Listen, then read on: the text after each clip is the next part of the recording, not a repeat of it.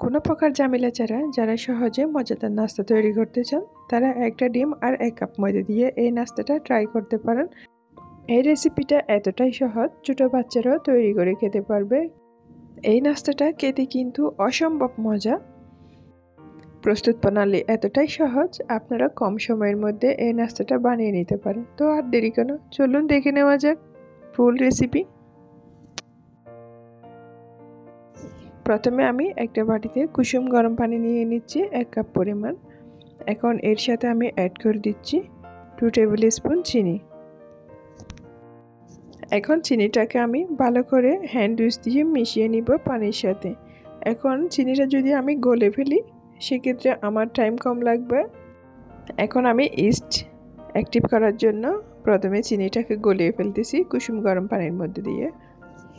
এখন আমি 5 গ্রাম 1 table spoon east দিয়ে দিচ্ছি। ইস্টটাকে আমি ভালো করে হ্যান্ড উইচ দিয়ে পানির সাথে মিশিয়ে দিচ্ছি। এখন এর সাথে আমি অ্যাড করে দিচ্ছি একটা ডিম। পানির সাথে যখন ইস্ট মিশাবো তখন যদি বুদবুদ ফেনা ওঠে বুঝতে হবে এটা ইস্ট অ্যাক্টিভ হয়ে গেছে। এখন ইস্ট মোটামুটি অ্যাক্টিভ হয়ে গেছে। এখন আমি এর সাথে ডিম অ্যাড করে দিয়ে একটু ফেটিয়ে নিব। এখন এর সাথে আমি অ্যাড করে দিচ্ছি 1 টেবিল স্পুন রান্নার তেল। এখানে আমি অলিভ অয়েল ব্যবহার করেছি, আপনারা চাইলে ঘিও ইউজ করতে পারেন, আবার বাটারও গলিয়ে ইউজ করতে পারেন, আবার সয়াবিন তেলও ইউজ করতে পারেন। এখন ইস্টের সাথে তেল, চিনি, ডিম সব মিক্স হয়ে গেছে। এখন এর মধ্যে আমি শুকনো উপকরণগুলো দিয়ে দিচ্ছি। এখন কোনো লবণ অ্যাড করব না, লবণ অ্যাড করলে ইস্টের কার্যক্ষমতা কমে যায়, সেজন্য লবণটা আমি পরে দিব। এখানে আমি 1 কাপ পরিমাণ ময়দা ব্যবহার করেছি এবং 2 টেবিল স্পুন গুঁড়া দুধ ইউজ করেছি। আপনারা চাইলে এটা লিকুইড দুধও ইউজ করতে পারেন পানির পরিবর্তে। এখন এই পর্যায়ে গিয়ে আমি 1 চিমটি পরিমাণ লবণ অ্যাড করব। এতক্ষণ লবণ অ্যাড করে নেই, এখন লবণ দিচ্ছি। লবণ অ্যাড করে আমি স্প্যাচুলারের সাহায্যে ভালো করে সব কিছু মিশিয়ে নিব।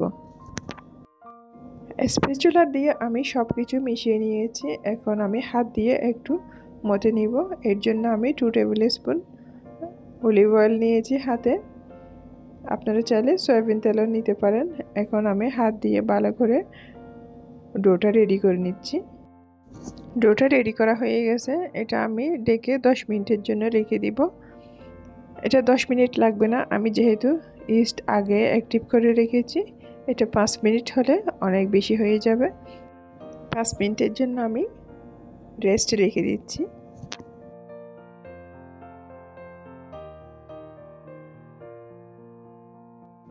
যে 5 মিনিট পর এটা ফুলে একদম ডাবল হয়ে গেছে।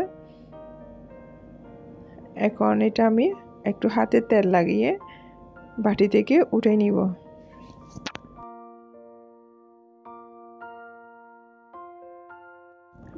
বাটি থেকে উঠিয়ে নেওয়ার পর আমি বোর্ডের উপর কিছুটা ময়দা ছিটিয়ে আমি ডোটাকে পারফেক্ট করে নিচ্ছি নাস্তাগুলো রেডি করার জন্য। ডোটা একদম পারফেক্টভাবে সেট হয়ে গেছে। এখন আমি হাত দিয়ে চেপে চেপে একটা রুটির মতো এরকম করে বেলে নিচ্ছি। এখানে আপনারা চাইলে বেলনে দিয়েও এই কাজটা করতে পারেন, তো আমি এটা হাত দিয়ে করতেছি। এখন রুটিটা রেডি হয়ে গেছে। এখন আমি চারপাশ থেকে সমান করে এটা কেটে নিচ্ছি স্কোয়ার শেপ দিয়ে। আপনারা একটু খেয়াল করেন, খেয়াল করলে বুঝতে পারবেন আমি কিভাবে কাটতেছি। আপনারাও সেম এইভাবে ট্রাই করবেন। আমি চারপাশের অসমান অংশগুলো প্রথমে কেটে নিচ্ছি। চারপাশের অসমান অংশগুলো কাটার পর আমি মাঝখান দিয়ে এভাবে কেটে দিচ্ছি। কিভাবে কাটতেছি আপনারা দেখতেছেন। এখন কেটে আমি একটা একটা শেপগুলো উঠাই নিচ্ছি একটা প্লেটে। এখন আমার সব নাস্তাগুলো রেডি করা হয়ে গেছে, আমি প্লেটের মধ্যে নিয়ে নিচ্ছি। এখন আমি চুলায় চলে যাব এই নাস্তাগুলো বেক করতে। আপনারা চাইলে এটা 180 ডিগ্রি মধ্যে এটা বেক করতে পারেন ওভেনে।